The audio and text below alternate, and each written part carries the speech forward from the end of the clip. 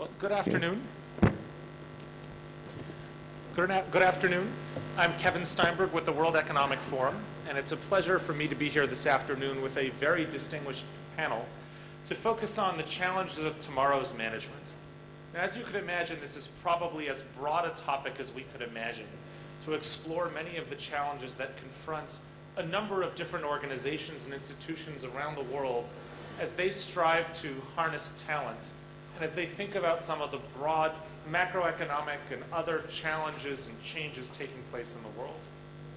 From my perspective, upon reflecting on this particular topic, it struck me that this panel should very much focus not only on talent, but how to harness talent and how some of the technological and societal changes that impact the management of talent are particularly relevant today. And I think in that regard, we couldn't have a stronger panel. We have a very distinguished group from very different organizations that can help us think through how some of these issues about talent can be addressed and how they can be confronted. And during the minutes before the discussion, I asked the panel to keep this very informal. We hope to have very open questions, and we very much hope to reach out to you in the audience and have you pose questions as well. Starting to my right, we have Mr. James Turley, the Chairman and Chief Executive of Ernst & Young. Thank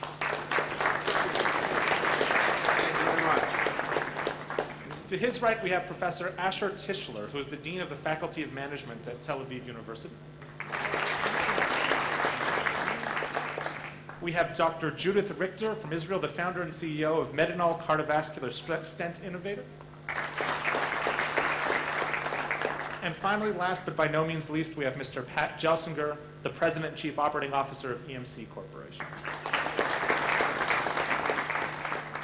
I thought maybe to start things off, we can start over here and go down the panel, just starting to get some of your initial thoughts about the issues raised in terms of confronting tomorrow's management. So perhaps, James, if we could start with you, and you could share some of your thoughts in terms of leading a global organization, in terms of how you think about managing the individuals that you not only work with you, but work with you and for you, given the global reach of your firm. Well, Kevin, thank you, and it's great to be here. It's been a wonderful program over the last night and today. You know, just a piece of cake. We've got 155,000 people in 140 different countries, and I have 9,000 partners who are all my bosses, I think. At least they think they are. A couple of them are here in the room. So it's really easy. No, look, when I think about your topic, tomorrow's management challenges, to me, this is going to be and going to continue to be a very complex world we're living in, a very tumultuous world we're living in. There are going to be winners and losers, whether that's at a company level or a country level or even at an individual level. I guess as I look around from meeting with our clients, talking to people, I think one of the biggest determinations of winning versus losing is, do you have the right mindset? Do you have the mindset, frankly, of an entrepreneur that Israel has in such abundant supply? You know, do you have, we did a survey in the depths of the recession, in depths of the financial crisis. We asked a bunch of entrepreneurial businesses, a bunch of big mature companies, same battery of questions. So we'll start is that at the same moment in history, in one case, the mature companies, less than 1 in 5, were looking for opportunities. They were all worried about protecting their backsides. And the entrepreneurs, 67%, were looking for opportunities. They were hurting, to be sure, but they thought maybe my competitor's hurting worse. And so I think having the mindset of an entrepreneur is vital. I think making sure that you couple that with a clear view of what's happening out in the world, the landscape we're all living in, the shift in capital, the different speeds of recovery, the challenges in Europe, the opportunities in the emerging markets, the slow growth in North America. So not just the shift in capital, but as you talked about from a talent perspective, the demographic shifts. Ages of populations are vitally important to understand, but I think just as important is to understand that the teams within Ernst & Young that all of our people are going to be on are going to be more diverse in the future than they've ever been in the past. Diverse around gender, around ethnicity, around nationality, religion, sexual orientation. You name the dimension, it's going to be more diverse. And our experience is that diverse teams rarely perform in the middle of the pack. They're either off the charts great or they're horrible. And it comes down to, do you have a culture among your teams that bring the best ideas from all different perspectives? And so, if you've got that culture, magic happens, innovation sparks. If you don't have that culture, the best ideas stay inside the minds and inside the hearts of members of the team. It's disastrous. So I think having a real inclusive leadership culture is going to be vital to tomorrow's management. Great, thank you. Perhaps, Professor Tischler, if we could turn to you. You've overseen a number of MBA programs and thought very much about some of the skills that need to be cultivated in some of the younger people today as they enter the workforce. If you can share your thoughts on how one nurtures those skills and what one needs in not only graduating from an MBA program, but thriving in the business community or in the broader community thereafter. Thank you. Yeah, we struggle for this point because the question is, it's not difficult to finish an MBA, and that's not the right measure of success. The right measure of success is what our students are doing 5, 6, 7 years after they finish their MBA, and whether we help them to improve their position in their organizations or be entrepreneurs by themselves.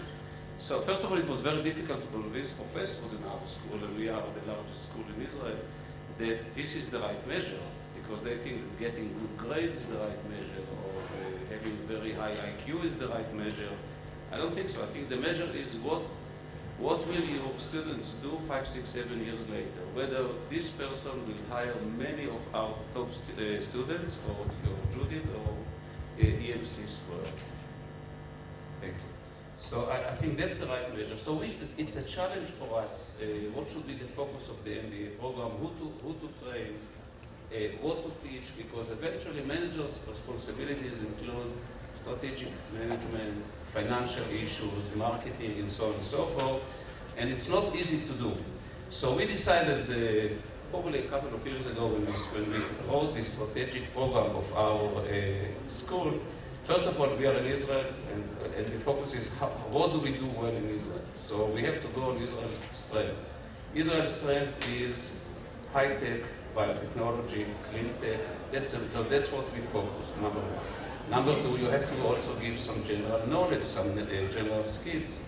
And I think probably the most important thing that we should try to teach our students is that when they finish their classes with us, and most of them already work as managers. I think that's probably the most important point. We should have people with some experience.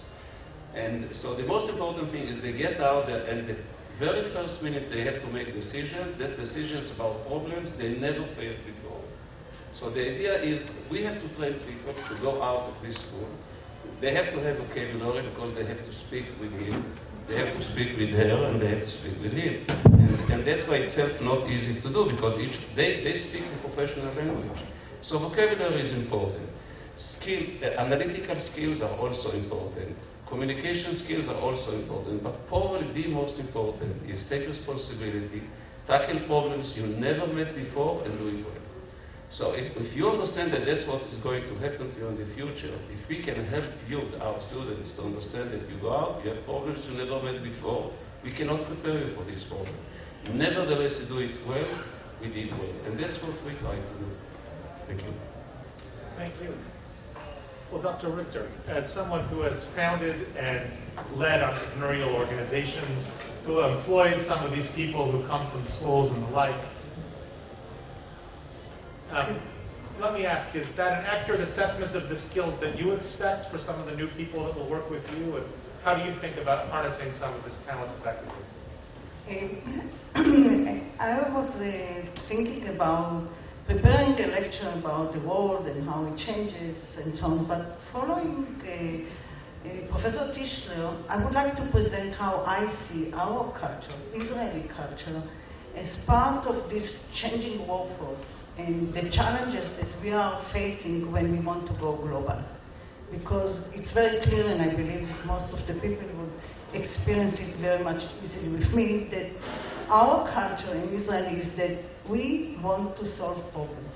We get up in the morning and I can overcome every problem, and we are looking for them. So in some ways, how do we do it? We do it with it that we just invent something. Every day something new. Then, when we go to manage our people, we speak what is the term very common, and we speak dugri, which means we speak directly. We tell them what to do. Now, another thing that we do, we have some kind of devotion to our organization. Why? Because everybody knows everybody. What does it mean? There is a lot of corridor talks, and you cannot change yourself. You go to your workforce, if you succeeded there, that's fine. If you did not succeed, everybody in the world knows. So you have to be very, very devoted and try to solve everything that you find to the best way. You are never anonymous. You don't go to work in an organization that has 200,000 people or whatever, like was presented here. Now, another thing that really somehow epitomizes the environment of Israel, that we have exposure to multidisciplinary technologies. It's every time that you need something, you can go to your next door neighbor or meet a friend of yours and just ask him. In Israel, there is also the notion of, instead of 7 degrees of separation that usually you would say that in the world when you meet someone it takes 7 degrees to meet. In Israel, it's the most is 2 degrees of separation. Immediately you meet someone, he or she knows somebody else. So there's a fantastic accessibility to knowledge. I can tell you from us that we don't have to go when we invent something to try it in some other state. We can do everything in Israel, which also part of the vibrant academic life, which is somehow integrated globally. Sometimes the level here is not so high, but we can work with others. So now, with all this familiarity of our life here, there is the question, if we want to grow and we want to go further, we have to go globally. And the question is how much our culture fits the needs of the world and how much we can go. I'll be happy to speak about it later, but the major question then will be, do we follow an idea or do we follow culture? Great and interesting question. Mr. Gelsinger, if you can perhaps comment not only on this thought about Israeli culture, or not only perhaps on some of the ideas around MBAs and the skills they need, but more broadly from the perspective of your organization, how you think about harnessing and managing talent. Thank you very much. And first, it's a pleasure to be back in Israel again. I think this is my 54th trip to Israel. So I'm curious at what point I'm actually a citizen or a resident. But, I'm not sure if your taxes are better or worse than ours, but worse, okay. I'm not a resident. Okay. And I'm also very pleased just because we have found EMC and VMware, we have found such success here. And part of my visit here is visiting Extreme.io, our latest acquisition, to become part of the EMC family. And now we're crossing over 1,000 employees here in Israel. Quite excited about the opportunities for us going forward. As we think about this topic of management and how we organize and manage our teams as we look to the future, of course, as a technology company, we think about that first through the lens of technology and the rapid change, if not violent change, that technology is bringing upon us. And a new word for you today is somo-clobit. In this, I summarize the major technology trends that are going on. You can tell it to your spouse tonight. Somo-clobit, right? Social, mobile, cloud, and big data, right? Somo-clobit. And these to us are these dramatic changes that are occurring. We would have thought about the internet before. Now that's given way to these technology forces that are driving this dramatic change. It leads us that our teams are no longer organizationed into very hierarchical command and control structures with specific and strict MBOs and orderly processes, but it's become far more 7x24 globally distributed teams. And those teams are no longer working in the ways that we would have worked before. And now it's this environment where they're largely driven by vision and culture. They want to work at a place that is doing something that they're excited about, a hard problem, that is motivating them. But they also want to work at a place that is cool, that's hip, and also one that is good, in the sense that it's good for the society, it's good for the environment, it's good for the community. and it's also working on good things. And this changes very much how you motivate employees, how you organize teams, and how you work together on a global basis. And as a result of that, it causes us as managers and leaders and executives to have to think entirely differently about how we organize global projects and global teams, right? And yes, you need to have somebody who's in charge and accountable, but their leadership needs to become one driven by social, right? 7 by 24, right? This connectedness to a global world, but to set clearly a vision that motivates that team so they know what to do even when nobody is there saying what to do, because they know the vision that they're trying to accomplish, and they know how to do it because of the culture and the environment that they're participating in. It also becomes increasingly critical for us to continue to skill and reskill those workforces. And to us, that becomes an increasingly challenging assignment. And one of the topics I mentioned was big data, right? What that means, right? In this world, right? Is a great topic which we could spend an hour on. Not the subject of this panel, but if we think about just this idea of big data and a very hot area for us today, it's a new skill area. 35 years ago, there was nothing called computer science. And today, computer science is taught in every quality institution in the world, right? That's not very long that an entirely new field has emerged and become common to the entire high-tech industry. Today, we think of big data as the next big field that will emerge, and data science replacing computer science as the hot new place to be. And thus, we need to be skilling, reskilling, and very rapidly transforming our workforce. And if we don't, we know that competitors will. And these are emerging very, very rapidly in our world. I was just speaking to an employee that we were trying, or a recruit that we were trying to hire, and we were competing against Facebook or a startup. And the phrase that came out of his mouth just astounded me. He said, "Facebook is really pretty old school." And that's what I'm competing with to get the best and the brightest as part of our company. Thank you. Great. Jim, did you have a... You look like you had a comment. No, it was interesting. I was just reflecting on how an accounting firm could be cool and hip. I don't know. No, what I was actually thinking about, I guess these aren't working well. I guess what I was actually thinking about was, when Judith was talking, she was talking about, the Israeli culture and how strong and powerful that is, and how, there's so many positive elements.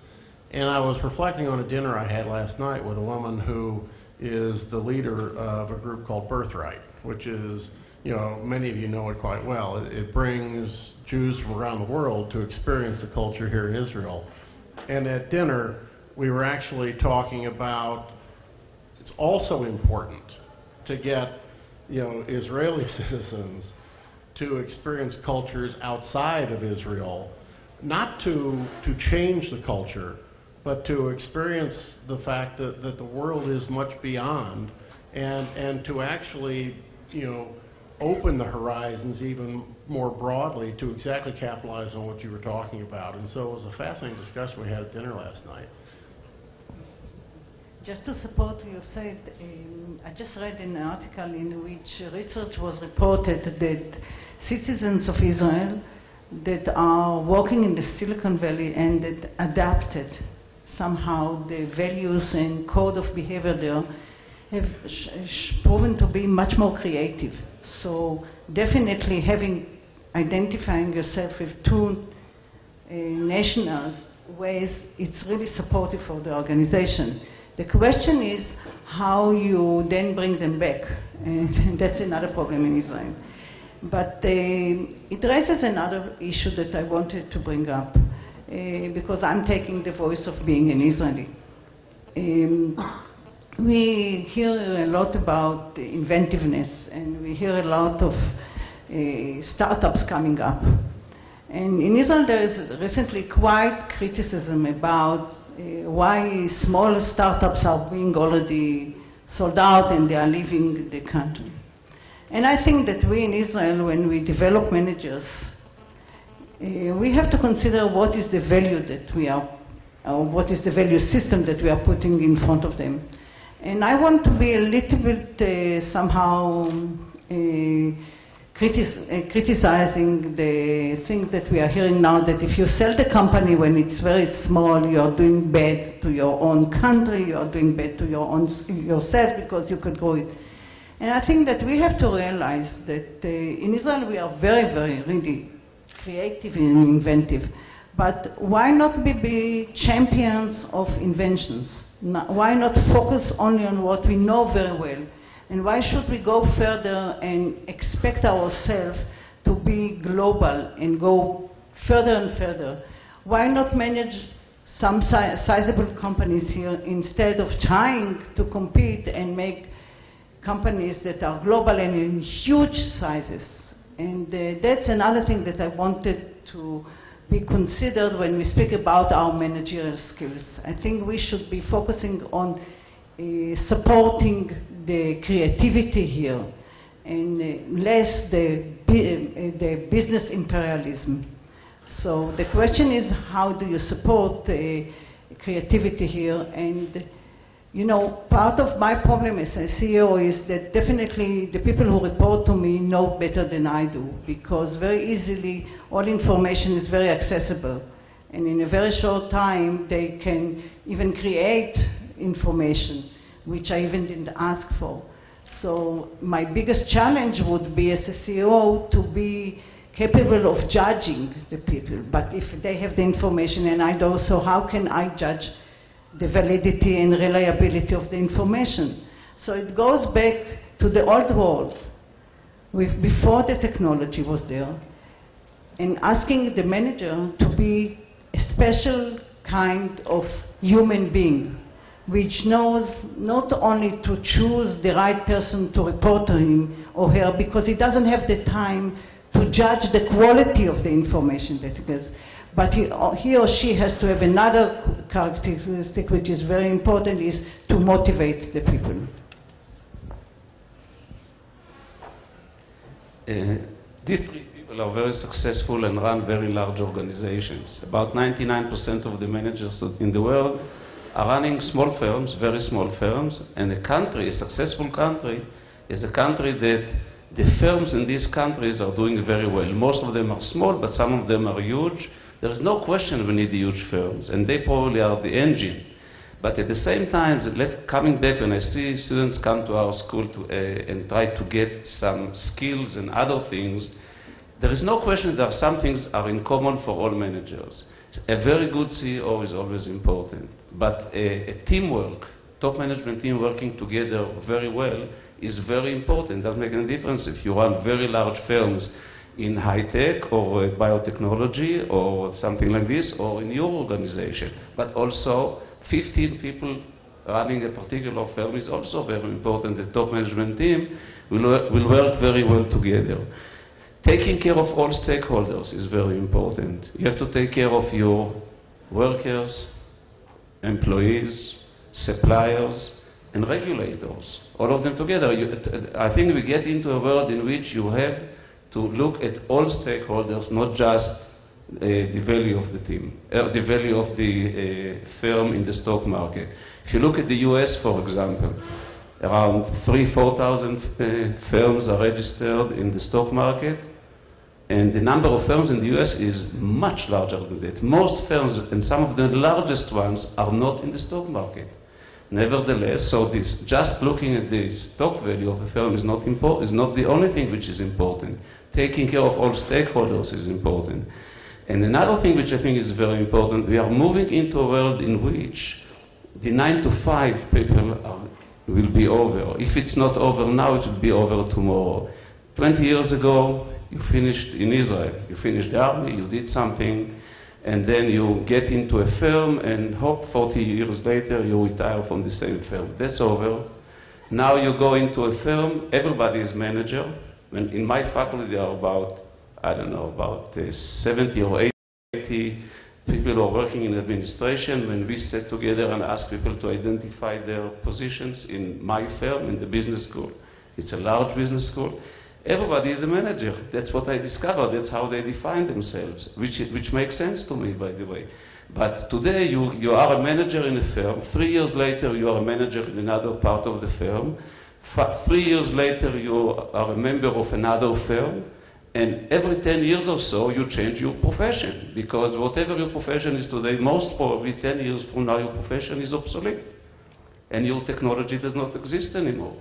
So you have to change work. So we have to, I think that when we train people to be managers, they have to understand that this is the world in which we are, and they have to be what I would like to call the versatile manager. Speak a language or two in addition to your own language, understand how to approach different cultures. Judith was talking about it, you were talking about it. And I think you have to be versatile. You have to be able to adapt, to change all the time, move. You are an engineer today, tomorrow you have a bakery. You can make millions in bakery if you do it right. So I think that's where we are going right now. And most managers will always manage relatively small firms.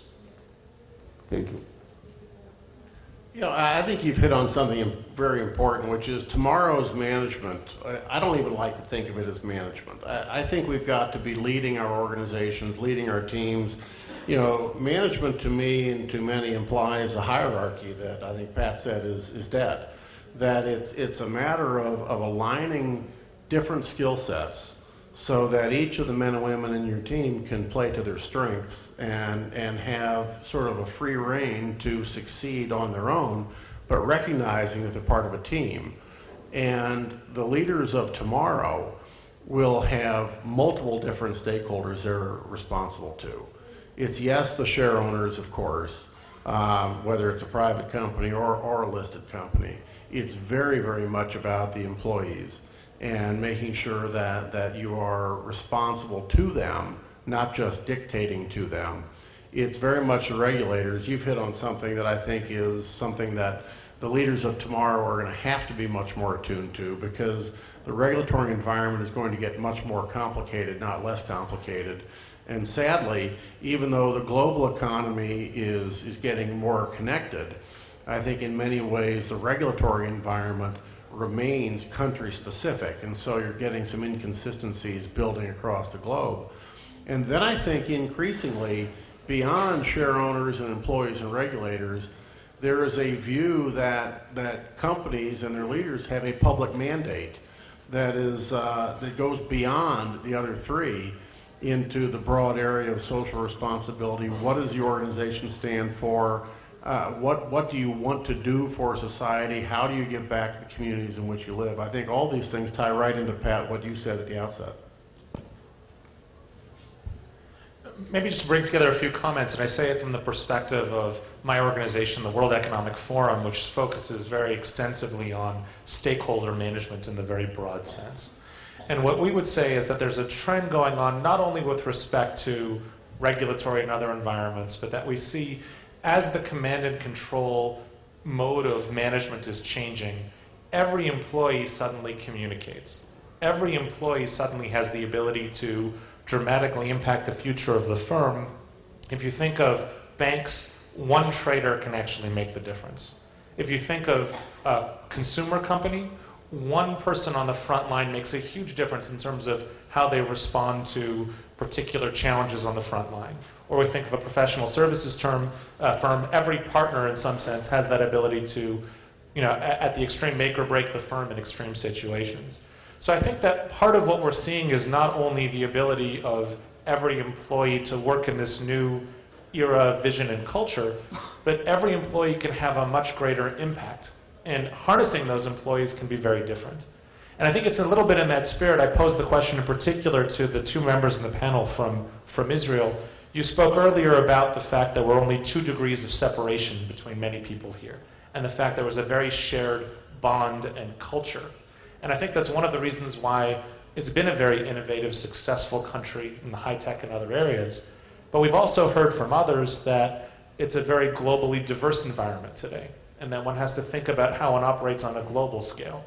So I guess my question is, as we think about the culture and the background and the mode of operating in this country, it's been a tremendous strength. There's elements that are tremendous strengths, but there's elements that may make it more difficult to thrive in this global arena. So I'm curious which way you think that will play. Do we need to see over time a harnessing of a different culture? Do we need to have the culture be even deeper? How does today's culture really help or hinder employees thriving in what may be a more global environment?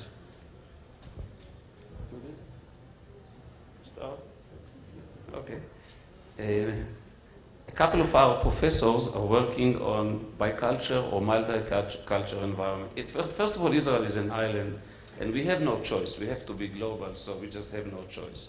Now, different cultures means there are barriers among the different firms, and you have to somehow break these barriers.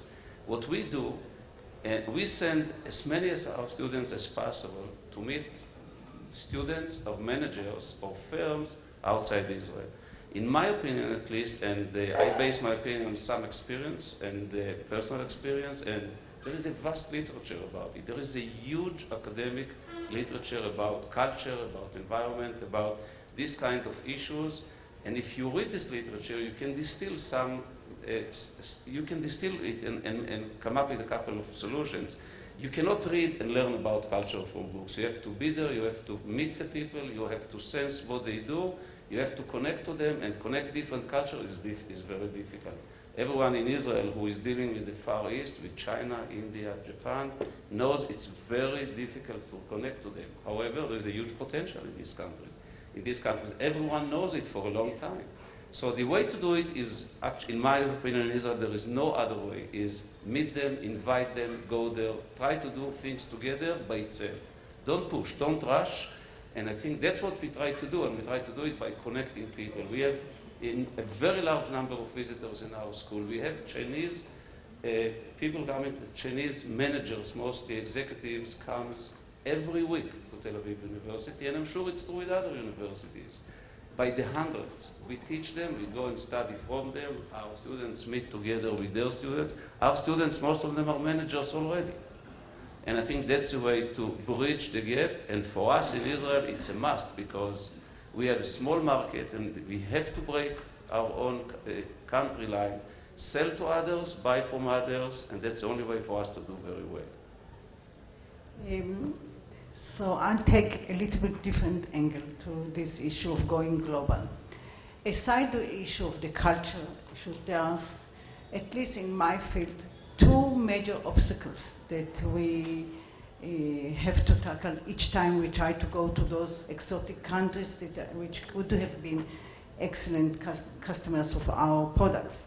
One of them is the challenge of intellectual property. And I'm approaching you because you are with the world. And so maybe you can help us. The thing is that when we are so inventive in Israel, we need some kind of period of exclusivity. And it's very difficult to get it around the world. As you know, there are different systems of intellectual property in different countries. And even if they exist, there is not effectiveness. Nobody affects them so seriously. So each time when we invent something, we have to consider whether it is worth to bring the product to one place, or would it be just simply copied later. And I think that that's another challenge that will help the entire Israeli community, which is so inventive, to make sure that its inventions are somehow respected and kept when you go global. So it's not only the matter of bringing your culture, but bringing your knowledge and protecting it. And another thing that is, a real challenge for industry like us that invents things is the issue of regulation, okay? It was mentioned, and usually when people mention in Israel regulation, it goes with communication and it has some kind of so-and-so connotation, positive and negative. Now, in my field, which is medical health, there is no difference around the world between patients and the solutions that they need.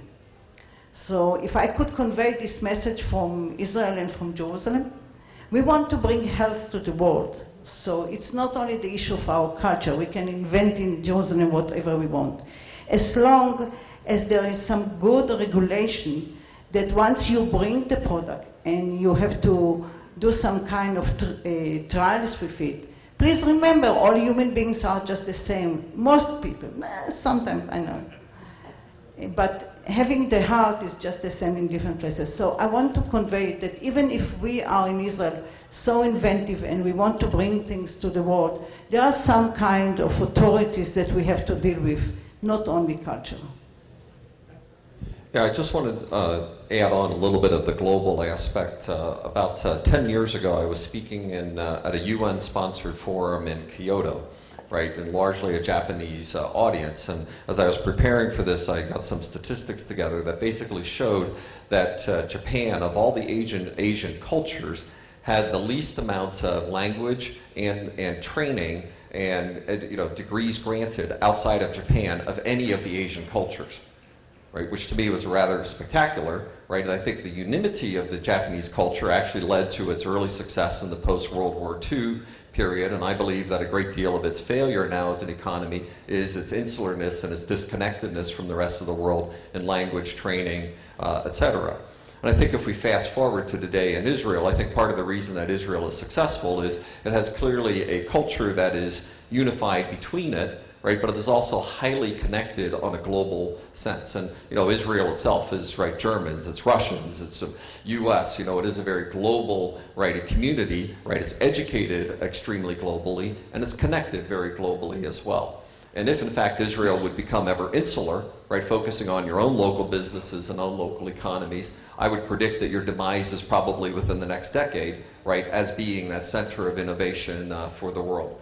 In the internet environment where we're now reaching approximately half of the human population being connected on the internet in our lifetimes, right, we'll see that probably at 75 to 80% of all humanity connected on the internet, right? The only market is a global market, the only competitors are global competitors, right? And the only opportunity for innovation is based on a global set of technology and industry understanding. So anything but that, right, I think leads you to a very insular, narrow island, right, in a very rapidly advancing world. Yeah, if I could add something. We've talked about the depth and the richness of the Israeli culture. And one of the things that I've experienced is you can never try to break a local culture, nor should you. But as I said at the outset, we have people in 140 different countries. Each one of them, has grown up in a different culture. And in many cases, within a country, there might be dozens of different cultures. What's important in bringing a global organization together is to actually have a firm-wide culture that is supplementary to the local culture that everyone's living in. In our case, we build this Ernst & Young culture based upon a set of values that everybody around the world subscribes to, a global code of conduct. And one of the things, frankly, I think my most important responsibility is to actually help make all of our people understand that culture is real. And so if you have my name card, it has an office in London on one side and New York on the other. 75% of the nights every year, I'm in neither of those cities. I'm somewhere traveling, seeing our people, seeing our clients, seeing our regulators. But the most important element sometimes is seeing our people. Because you can't get a culture, despite half the world and more being connected by email, you can't get a culture by sending out an email saying this is going to be our culture. It has to be somewhat eyeball to eyeball, not just from me, but from a variety of our leaders living our values every day. One of the things that I think is going to be, again, more advanced and different for future leaders and managers is you are always, always on. Something that social media is sort of going to just put a fear in all of us is everything is 24/7, and if our people see either myself or any of our partners not living our values, guess what? It doesn't just impact them. They're online right now telling the rest of the firm that this is what's happening, and so there's visibility instantly inside and outside when you're not living the values. And so I think it's critically important that we all think about how social media, which were the first two letters of this new word you've taught us, are going to be impacting us. Well, in some ways it's very interesting to think about Israel as one of the early examples of a social enterprise, the sense of social media. Because as a country, all of the immigrants that came from around the world kept ties to their home countries. And they're not just religious, they're cultural, they're very broad. And so this notion of being a part of an extended family, whether you're in Israel or outside, I think is actually one of the core strengths that has been brought to many of these startups, which leads to the statistics all of you know well of NASDAQ listings and of serving foreign markets and the like. And I think one of the things that this country can almost uniquely bring is that ability to operate in a global network that is real-time, that is global, that draws on an incredible amount of talent, because it's very typical for people to say, yes, they have that cousin in Canada or relative in Germany, whatever it might be. That's part of the social fabric here. And I think it was a way of behaving even before we had the rest of the world linked via new social media. And so it doesn't surprise me in some sense that there's a unique positioning, and it doesn't surprise me that there may be unique opportunities for this country to position itself as a hub in that environment. Well, we're about halfway through our time here, and the thought was that we could open it up to some questions from the audience. So I'm hoping that some of you, and if interested, can come up to the microphone over here and pose a question to our panel. If you could, I think there's someone who can hand around a microphone, or is it easier for people to step in front? There's a microphone coming right over here in the second row. And in fact, I'd ask each of you to introduce yourselves, to share the organization you represent, and you're welcome to direct the question if you prefer, or just open it to the panel as a whole. Hi everyone, thank you very much for your insights, for being here.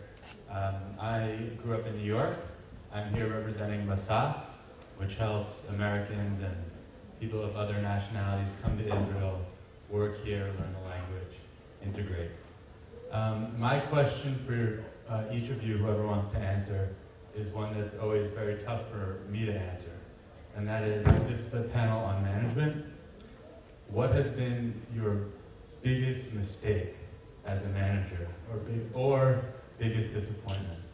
And what can we learn from that? I guess I'll go first. I'm not sure I like sitting next to the moderator, particularly when we're handing down microphones. Look, I think when I look back on my career, and I've been the leader of Ernst & Young since around 2000, so it's been sort of a tumultuous time for the profession, a very successful time, I'm pleased to say, for Ernst & Young. The mistakes that I look back on that I've made have been more when two things come to mind. One, when I let my own ego get out ahead of my brain. And you know, I won't get into the details of them, but and it doesn't happen often. You learn that lesson quickly. But I think for any leader, they have to maintain a sense of humility to continue to earn the respect of large teams of people. We've all seen really smart people who wear it on their sleeve that it's all about them. And you know, in our organization, nothing will get someone exited from Ernst & Young faster than not being part of the team. I'm not suggesting I was anywhere close to that level of ego, but there are times when I should have thought carefully about something. The other thing that I would say is if a decision is being made and my instincts after many times of thinking through this have been sort of opposite to the direction that we end up going, a couple occasions I wish I would have stuck with my instincts instead of sort of letting the herd follow where it was going. Let me relate to two issues that you mentioned, the issues of mistakes. I had my shares of mistakes a lot. I think that in management in general, if you don't make mistakes, it means you don't get close to your potential, close to your boundaries, and you probably don't even know what your boundaries and potential are. So I think you should make mistakes, and the idea is taking the responsibility and keep on working. Do not make huge mistakes, because then you probably will not recover. So I think that, like in many things in life, probably the most important thing, if you do not make mistakes, you probably don't do a good work. And if you did a huge mistake, you will not get a chance to make another mistake. So the idea is like between me and my wife. Balance. Do the right things. Balance short and long term correctly, short and long run correctly. Balance. Do it right. I think that's the things to do. presume your wife did not make mistakes. She did not, I did. The balance means that he says also, okay, dear. That's what he meant. I think that the issue of mistakes is an extremely important question as a manager. Part of the daily dealing is how do you motivate your persons, your people who work for you, to invent, to do new things. And the question, how do you punish or do you punish them if they do mistake, is a crucial question in your management style. And it's also a very crucial issue in a culture of an organization. You have to be aware that if you don't reward on attempts, people will not go on with any attempt. And if you don't have attempts, you don't have successes. So if I have to go back to the business school, that would be one of the major issues that I would deal with students. You have to be very patient with mistakes, and you have to encourage people doing mistakes, because then they try. Now please notice that I ran away from the question what was my mistake. I spoke about the manager's mistake, okay? But in all fairness, you see, you did a fantastic job, yeah. But I can share with you a tendency to mistake, which I think many of us in the Israeli community do when we go out and we meet other cultures. We are impatient. We are very good in doing things. I think it's part of the military training that we get, and we do things. We don't just speak. Do it, go on it. And sometimes it's a mistake. Because when you try to convince someone on something that you are very convinced, and hopefully you are very right, that person has to accept it, and it takes time. You're expecting the other side to change his or her opinion. It doesn't go instantly. And that's one mistake that I can share with you. We are very fast. We think that efficiency is the top value. Maybe we are right, but it takes time to get to most efficient ways of doing business. Thank you. I like the last discussion because I think we have to separate mistakes from failures, right? And failures are often good, right? Remember, it took Edison 1,000 times to get the light bulb right, and we have to go through that. And I think one of the important things that we have to do in failures is make them learning events for our organizations, right? And turning those into things that make the organizations better in the process, and teaching and learning from those, so that next time you make new mistakes, not old ones, right? You make sure you're always making new ones. Personally, I think there's two areas that I would say for my own mistakes in my career that I would emphasize.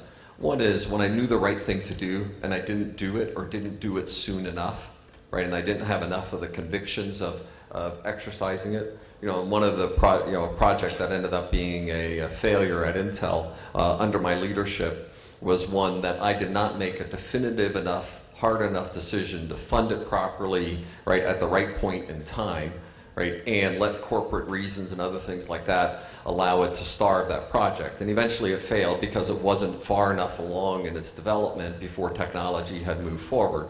And sometimes the role of the leader, is to make those tough decisions, despite a lot of others around you giving you every indication that that's the wrong one or not the safe one, etc. So making those tough decisions at the right time and holding to the strength of your convictions.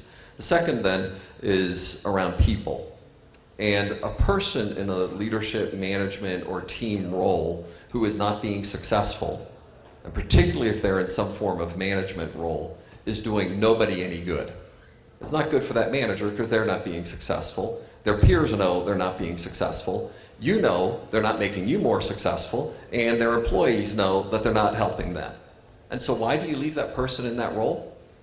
Just because you're soft? Just because it's nice? Just because your culture says that you should treat people well, right? You're not doing anybody favors by not making those hard people decisions when they need to be made, and make sure that you get a high-performing team. And as a manager and as a leader, that means you need to make the hard decisions of taking the low performers, the blockers, the people out of the team. And I know in my career, right, there have been too many cases where, right, I've sort of batted an eye toward making those right people decisions at the right time. Can I add one thing that... One addition, and then there was another question here. This issue of failure is vitally important. I have the luxury of working with governments around the world. Russia comes to mind, China comes to mind, in trying to build a kind of entrepreneurial culture that you've so successfully achieved here. In many cultures, failure itself is over-penalized. And you could over-penalize failure at a country level through lots of ways. Through tax systems that don't allow for deductions of losses, through legal systems that sue your backside off if something goes wrong, or through a culture, and Japan comes to mind, Pat, you mentioned Japan, that in many cases it's better not to have tried than to have tried and failed. And so I think this is really important, not just at the country level, or at the company level, but also at the country level. So there's a question right here in the second row.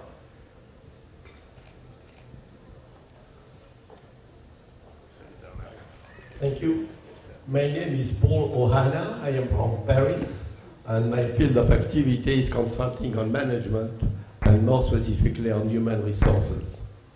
I would like to share with the panel a concern that I'm having during this day. The key question that has been discussed is coping with change and reinventing yourself and reinventing the organization. I'm just wondering how you do it. Are you changing your people every 5 years? Are you changing the organization every 5 years? How do you deal with the generation gap? How do you deal with experience?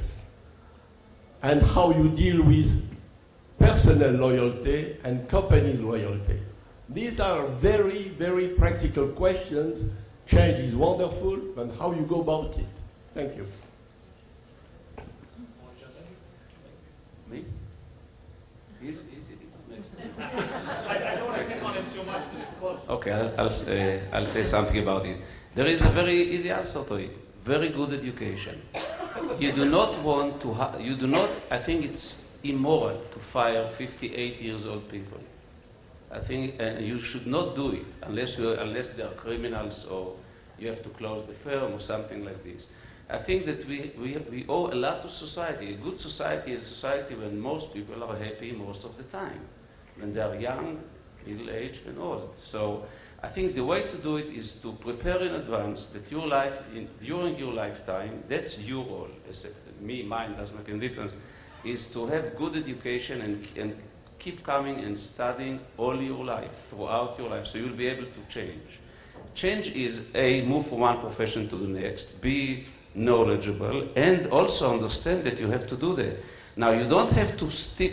There is a new strand of literature coming right now. What will happen with people who are 55, 60 years old? In the high tech, at least in Israel, this is a young people industry. So what do you do with the 45s who already made a minor exit, 25, we discussed it before, $25 million exit, you did quite well. It's unlikely you'll have another exit because there are a lot of things that need to happen in order for you to make another exit. You made $20,000 a month, you are 45 years old, your firm is out, you did very well, exit. What do you do next? Either you become an entrepreneur by yourself, but it is not very likely that you'll do very well, or you work with a couple of people, then it's more likely you do very well, or you become an employee of another firm. So I think the answer for this is, first of all, to acknowledge that what is good for society, to be very, very educated throughout your life. And here the government comes to. I think that everyone has to be at least an undergraduate. Everyone can do it.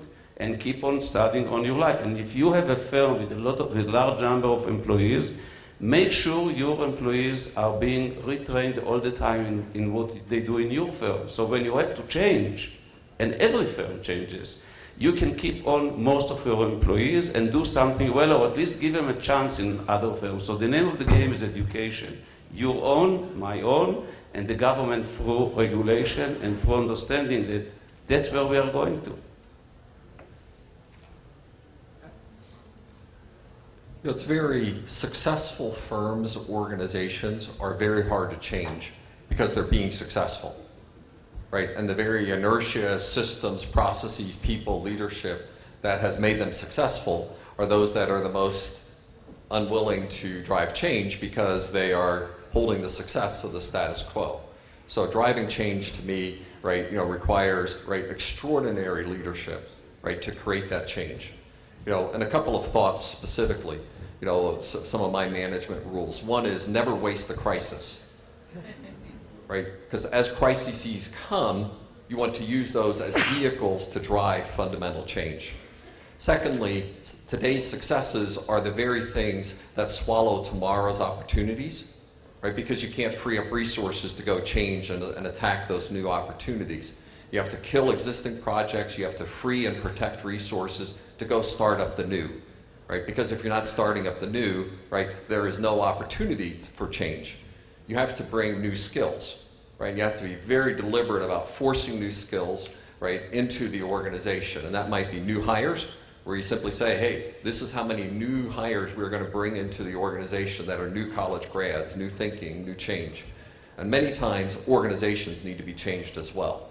Organizations that have been static for more than 5 years, to me, are part of their own failure is the system, structures, people, et cetera, that have been locked in. So forcibly driving change often requires the destruction of an organization to allow a new organization to emerge that becomes the one that drives to the next opportunities.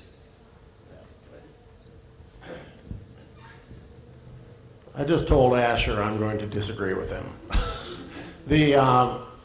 I think you said it would be immoral to fire 58-year-olds.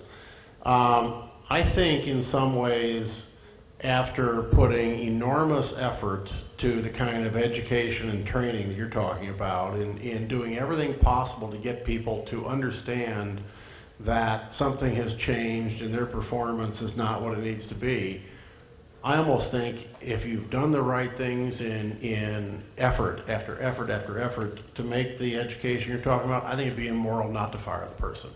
Because I think, as Pat said earlier, if you leave someone in a job when they are demonstrably incapable of doing the job or unwilling to change, to your point, I think you're doing your organization and you're doing the other people in your organization an amazing disservice, because everyone knows it. As Pat said, it's not a secret.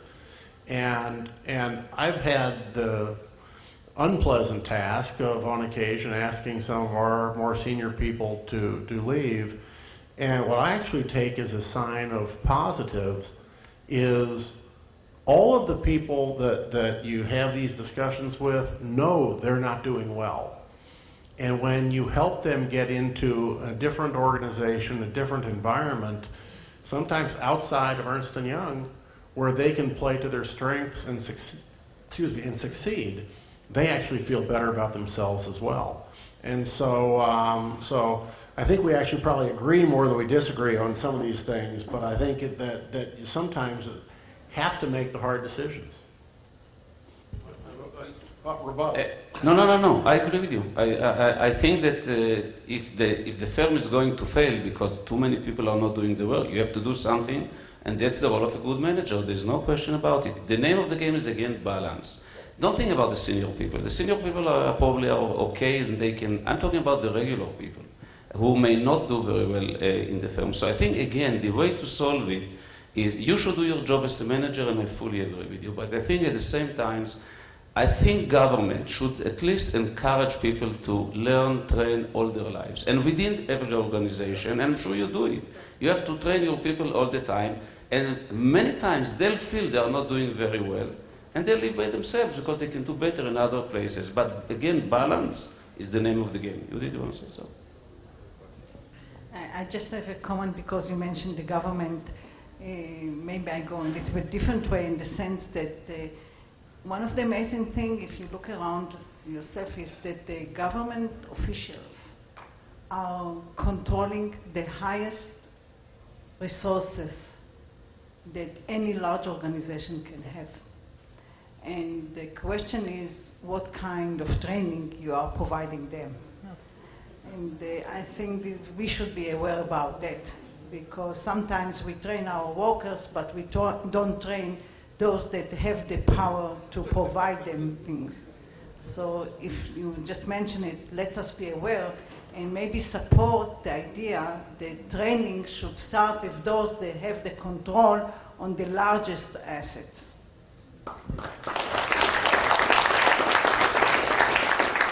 We have a backlog of questions. We'll take the next one there. Let me comment before handing it over, though, that there's very strong consensus that I wanted to highlight, which is a lot of the social and technological trends that we discussed earlier are exactly the same factors that need to have all of us and all of our organizations, governments, and others promote the retraining and the ongoing reskilling of employees. And whether we think that's private sector or public sector, however that goes about that, I think fundamentally that's the question that we need to face in this new environment, one where ongoing learning and resilience and being able to demonstrate an ability to change will only be more important, since the pace of change isn't slowing down at all. So a question right over there, and then we're going to come over to the side next, please. Hello, my name is Shirley Cantor, and I'm a CSR consultant, actually corporate responsibility consultant. And I have a question about sustainability. You know that sustainability. The world is changing, and the business world is facing huge challenges of lack of natural resources and very big demographic changes, etc. And business today and business leaders have to think differently. You talked earlier about social responsibility, but I'm talking about a higher level of thinking about sustainability. It's thinking differently about business. And I find with my work with the CEOs and companies in Israel that we have a special challenge here, because Israeli used to think in a very short term, and Judith Richter mentioned it earlier. We do things now, and sustainability is thinking for the long term, is investing now in order to be able to prosper in the long term. And especially when we talk about public companies, which have to show a high value, share value in the short term, CEOs in Israel have a very big dilemma, because they have high expectations from the finance aspect, but on the other hand, maybe the social norms or the the management schools talking about sustainability. So how do you think this problem, this conflict, can be solved in the Israeli, and I guess it's not just a local problem, I guess it's a universal one. Thank you.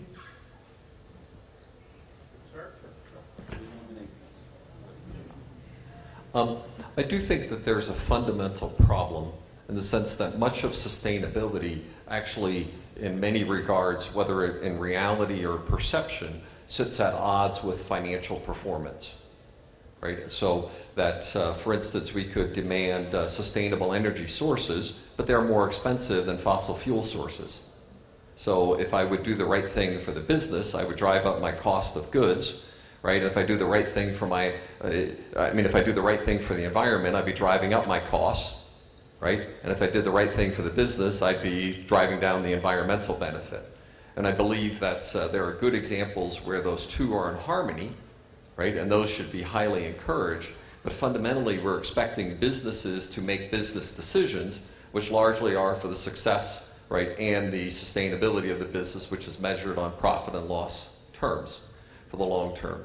And as I commented earlier, clearly employees are now wanting, right, to be part of firms that do the right things, that do the good things. So they want to be part of firms that are doing the right things, which further increases this dissonance, right? Do the right thing for society and for the environment, right?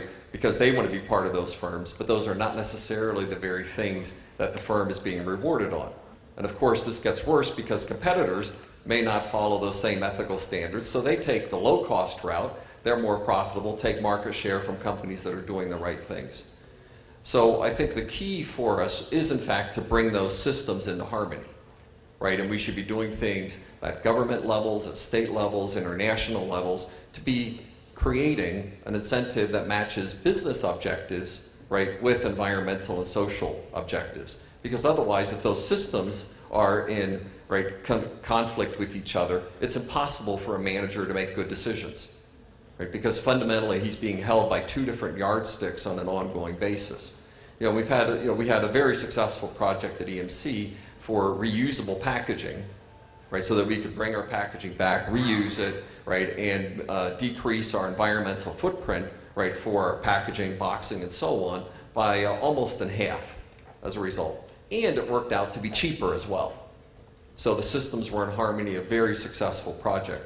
But I think in most cases those are the exception and not the rule, right? And thus we need to be working, and I think this very much is a global problem, because any one business by itself only gets more out of harmony if he is doing more for the environment that doesn't match business. And thus it really has to be addressed at global levels, right, at international levels, with local governments, right, industry consortiums. All of those need to be constantly working in harmony, because otherwise it will be disastrous. Pat, let me talk about one thing taking place on this. There's one effort that I'm actually involved in that is very much directed at exactly what you've talked about. There is a disconnect today between traditional financial reporting, which, you know, results in the kind of profit picture you've talked about, and the long-term impact of what are today externalities and costs that are external to the company. And so there is a group that's formed called the IIRC, the International Integrated Reporting Council, which is attempting to develop a standard against which a holistic look at the sustainable impact and sustainable performance of the company could be reported, and can do so across sort of countries. And so there is a global effort. It was formed a couple of years back when Prince Charles from the UK, who is very involved in a group called Accounting for Sustainability, integrated efforts with a group led by Mervyn King from South Africa called the Global Reporting Initiative. And a bunch of the accounting firms and a bunch of the securities regulators and a bunch of investors are all banding together to try to develop this kind of standard to try to prevent exactly what you've talked about. So it's all an accounting problem. No. So right over here, and then we're going to come to the front next, but if we can get a microphone over here.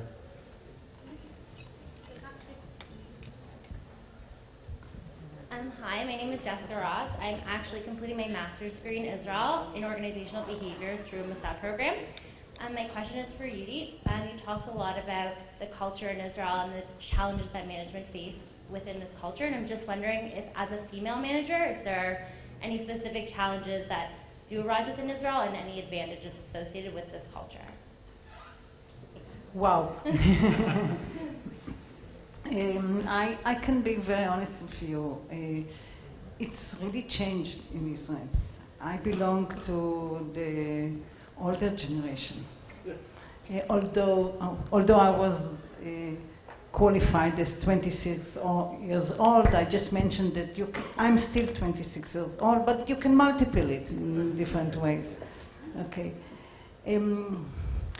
I didn't experience myself as a woman in the workplace. I was very often the only woman, but I'm very task-oriented, and that's what focused me. If there were any comments, I never listened to it. I didn't care about them. I'm very much similar to that person. I had my ego. My ego was completing the tasks. And if I can suggest to anybody that, I think follow what you believe in it and complete every mission that you want to do. All the other comments or relating to you, you don't own them, the other person owns them. You are not there to be therapist for everybody around you, okay? So that's one thing. The other thing, I think these days it changed a lot. I can share with you a joke. Somebody once called us and asked us if there are some minorities from different countries in Israel, and my deputy said, just a minute, I'm looking around, yes, there are some minorities, men. Okay? So in my place there is no differentiation. But I'm realizing that the aspirations have been changed. There are more women who want to and more men who approve it. So I think that for me, I'm not a feminist.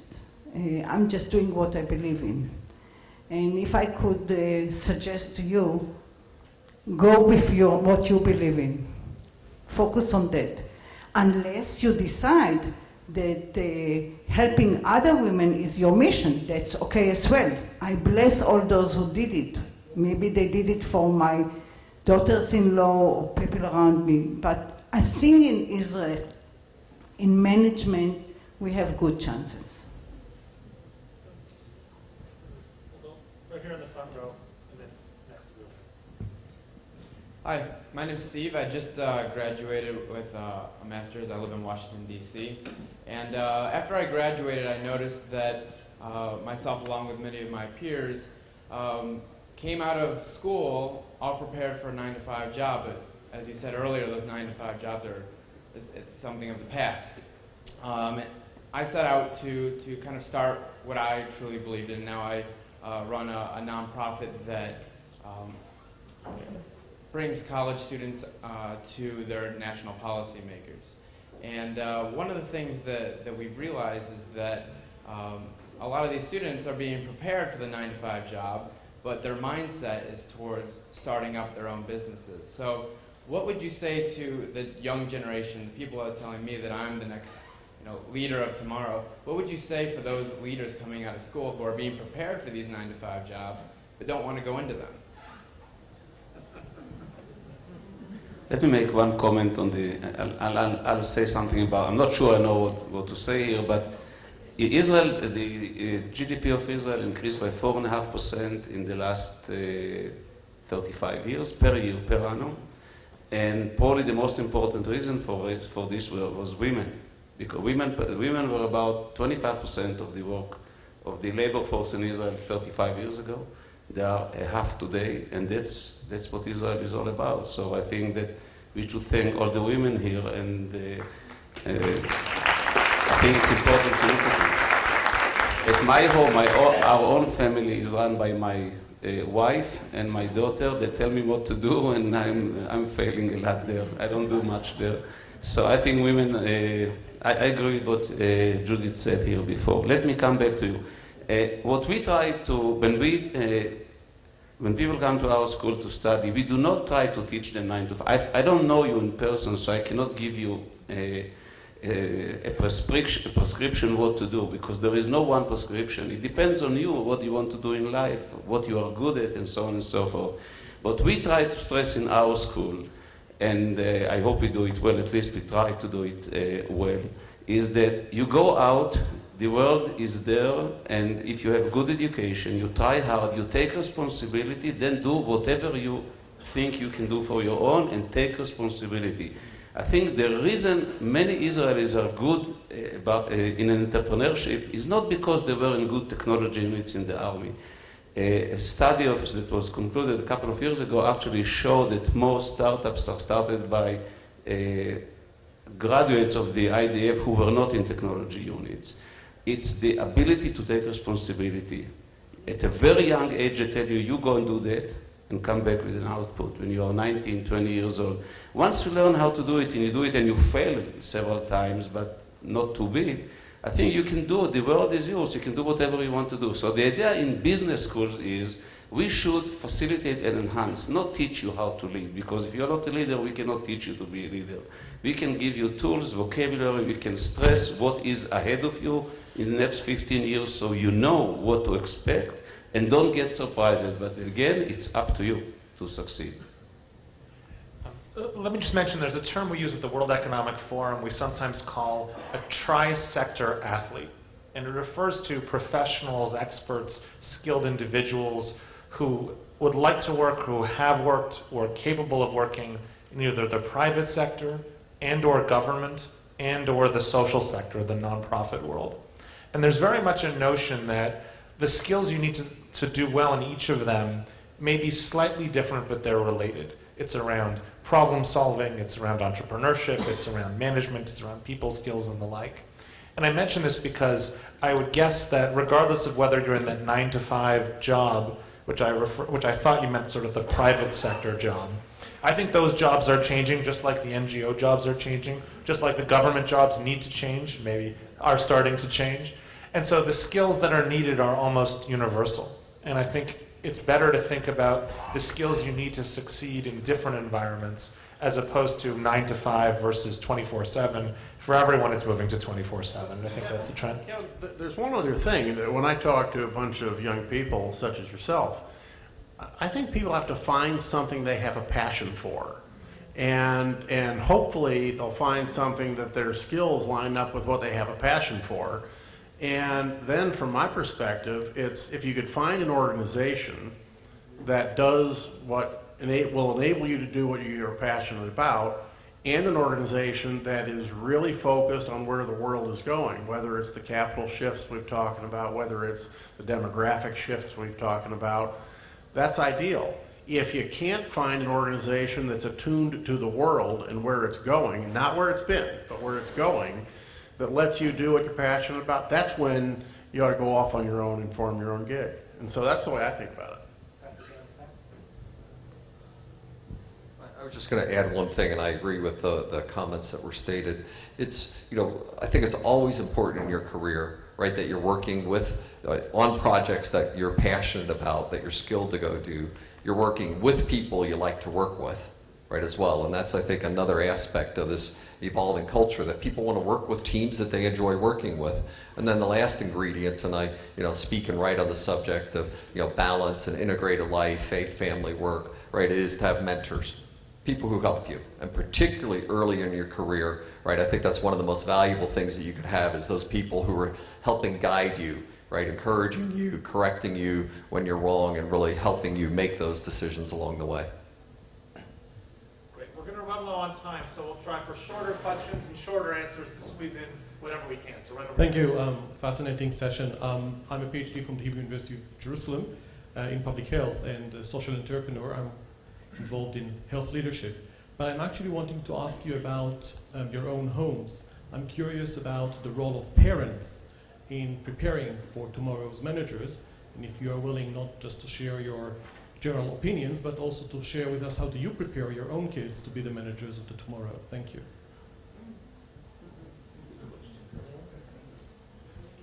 Well, I'll take a quick answer. People have asked me whether I had role models. It was my father. He was a very respected business leader in St. Louis, Missouri, where we grew up. And so I grew up, watching him interact with people like the parking attendants in the garage, people like this was a time long ago when I was a 6-year-old, watching him know the name of the elevator attendant who was taking him up, and seeing how he respected everybody in the organization, not just sort of the senior management that worked for him. And so we all learn things from our families, and so these are things you try to pass on. Professionally, I'm not knowledgeable in what you say, so I'll skip. I think that for me, the experience of learning from my father, that you have to respect everybody around you, was a major source for my strength going around with people and asking them to do some things and leading them. Now, I think that in Israel there is a very nice field to grow leaders. One of them is the youth movement. And if you are dealing with this kind of issues, I find it very, very rare in the world to find an infrastructure of such a strong belonging to youth movement that grows people to be leaders. Now, later in Israel, you know about the military service. Now, the IDF is, again, a fantastic background to grow people to take responsibility and lead others. In our world, we also are aware about it, that it's a very good, let's say, infrastructure for knowledge, but as Professor Tischler just showed presented to you, it's not only startups that go up from that background. And because we were asked to be short, I'm going to quote what my wish from the IDF to happen. And I will quote from the Bible that we would have hope that the IDF would go on and train people, but at that time they will beat their swords into plowshares and their spears into pruning hooks. And that's my dream. Good. I was just going to say very quickly, 3 things that I learned from my parents, right? One was a passion for education, right? Working very hard, and the utmost integrity, and do the right thing. And I think those 3 things I've worked hard to pass on to my children. And I think if every parent did those 3 things with their kids, the world would be a better place.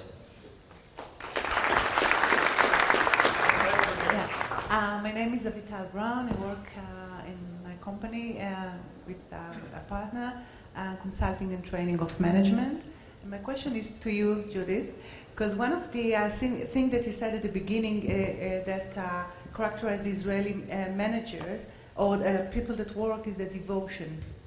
Now, I want to tie it to the whole notion of the Generation X, when they need, and ask you, from your experience, do you see that devotion is is weaker with the younger people that would work passionate for something that they're passionate about, but will probably have a very short span attention if they do things that they do not like to do? I agree with the question. There is room for this question, whether they have less passion. But my answer would be that they are, although they are much more narcissists, that's what I observe at least, they are really devoted. When they want something, they are very focused and very devoted. So maybe it's not such a long-run devotion, but it's total extreme devotion to what they believe in and they want to do.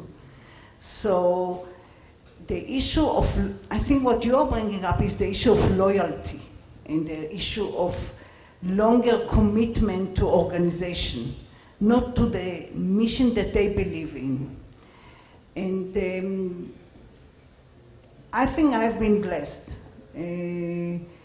We teach each of our workers that each product that we manufacture is life of an individual.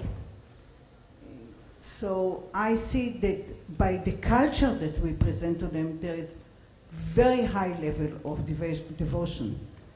And I think that if you can personalize the product that you are working on, even if it's a mobile phone, it's not an issue of a heart, you can get a lot of devotion. Good. We're going to try to squeeze in 2 more. So one here, the gentleman over there, and then... I want to make one comment on this. I think there are a lot of technology changes in the world that affect our lives, and it seems like we change. We don't change. Today, not change much at least. I think technology changes so fast, you have to adapt. So it seems like young people are impatient. They are not impatient. They have to follow very quickly changing organizations. So I don't think it has to do with devotion or impatience. It's the same like I teach in my class. A lot of people say that the Jewish family is falling apart. It's not. Today we have a mortgage, so you don't have to stay home when you are young, and we have a pension, so you don't have to be with your children when you are old. So everything falls apart, but it's technology that changes us. So I think it's not the people. People are better today than they were in the past, and it seems they are not. I think they are. It's technology that changes us very quickly. Right over here, please. My name is Tami Avigdor. I'm also working with Avital on consulting and training for manager. I would like to ask you about leadership, and do you agree that there is still poor leadership in many organizations? And this is, for me, as a number 1 for success for companies. And I see that companies pay attention more to business and how to, beat competition and how to do this and that, and change and everything. And leadership doesn't get enough attention. So first of all, a question to Asher. Do you think in the MBA program you put more attention these days to these topics versus just business and economic? And also to your companies, do you invest a lot in leadership? Are you happy with the leadership that you see growing in your companies? And just one comment, I still hear from many HR managers that number one reason for people to leave their company is the direct manager. So how do you deal with this? We'll do a quick answer. Okay. Squeeze in one more. I don't think we can teach leadership. I think the idea that leadership, the world is very complicated, it changes very quickly, and people are much more knowledgeable. 60 years ago, Ben-Gurion could say, follow me. I'm right. We followed him, and we were right. Now, if a leader says, follow me, most of us are much more knowledgeable than this person who is talking to us, so we don't follow this guy. So the idea, I think, government leadership has a big problem, certainly in Israel for quite some time. So I don't want to comment on it. I don't know how to solve the problem. Within firms, I think we do much better. And I think you have to, in Israeli economy is doing quite well because we have more and more better managers. A good manager must be a good leader. It works together. So I think we have to teach the concept of leadership through every course in our curriculum and not in a leadership course. You can also give a leadership course. But in finance and strategy and accounting, everything, the idea is you have to do it right. To do it right is to be a good leader. With apologies, I know there's a number of you waiting. I said there's one more question here, and then we'll have a final thought perhaps from each of our panelists. So right over here. Yeah, thank you. Ariel Beery from the President's Group. We train social entrepreneurs around the world. The question goes back to the issue of the people in the 40s, 50s, and 60s, and the responsibility of managers and firms in this age. Specifically because, as all of us know, that demographic is the largest demographic currently going into periods of retirement. Folks like my parents lose their jobs and aren't being rehired by firms who are trying to get people for cheaper in their 20s. I'd like to know what you think the responsibility of managers and firms are, especially in this age in which we're looking at stakeholders, not only shareholders, and what we as business leaders need to do in order to ensure that individuals have dignity in their later stages of life and can continue to bring money back as their lives are maintained by modern medicine. Well, as I said earlier, I think the responsibility, and I think Asher and I agreed on this, is to work as hard as humanly possible to train people to continue to develop skills that they will feel good about deploying in your organization, and to do everything humanly possible to get all people to be the most productive they can be, and then to, very importantly, put each of your people in a role where he or she can win and feel successful. And I think if you both, pair the training with the proactive thinking around how do I get people in a role that is a positive contributor and where they're not having to sort of apologize to themselves or to the firm about not doing something well, I think then you've got a real success. Because we're out of time, maybe one last thought from each of you, just a parting thought for the audience, and we'll wrap up. So I think the ending on the leadership thought on this as we started with management is a great way to end. And leadership is never enough, right? And I think today in this increasingly connected, technology turbulent world, right, the opportunities that leaders play and the significance of their impact. And just look, as we, have seen the passing of Steve Jobs, right? While there's many characteristics of him that were terrible, right? He was an incredible leader that had enormous impact that we'll be feeling for many years. So I think that's a great way to end. Definitely leadership is important in the business world, and I think especially in the issue of strategy. In my family, we usually say strategy is the definition of the leader of all his past success. For the future, he has or she has still to wait. So leadership is judged backwards, not so much forwards. If somebody succeeds, you say he or she was a good leader. If not, you just ignore it. But it's very, very clear to me that the cohort of business is the leaders. and the cohort of leadership is vision. And the cohort of vision is just a dream. Thank you. Well, I'm last. I agree with all of them. I think that they gave very good answers. I cannot do something very well in 1 minute, so I just skip. And I would just point out, as important as leadership is, there is no leadership without followership. And so one has to really engage actively with the entire workforce and earn their respect every day, not because he or she has a title, but through their actions. Maybe a comment about the government. I'm usually not very happy about my government when it comes to leadership. I don't have a solution for them, but it seems to be in Israel, the private sector is doing quite well and improving. And if we had good leadership in the government, we would grow at 6.5% a year, not 4.5%, and with much less inequality, which is also very important.